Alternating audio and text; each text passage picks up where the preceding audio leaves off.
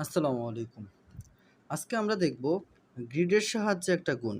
বর্তমানে আমাদের জানি 6, 7, 8 এ খুব বেশি ব্যবহার করতে হয় যে গ্রিড পেপার ব্যবহার করে বা গ্রিডের সাহায্যে গুণ করে দেখাও। তাহলে আমরা দেখি এই গুণটা যদি করি গ্রিডের সাহায্যে। প্রথমে আমাদের নিচে আছে ৩, তাহলে আমরা ৩ টা দাগ দিলাম। ১, ২, ৩। আচ্ছা।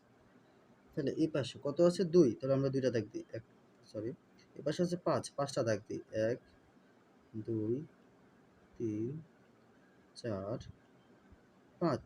এই যে ৫ এর জন্য ৫ টা দাগ। তারপরে এখানে আছে ৩, ৩ এর জন্য ৩ টা দাগ। ১, ২, ৩। এখানে আছে ২, ২ এর জন্য ২ টা দাগ। ১, ২। এখন আমরা গণনা করি। ১, ২, ৩, ৪, ৫, ৬, 6। ১, ২, ৩, ৪, ৫, ৬, ৭, ৮, ৯। হচ্ছে ৯।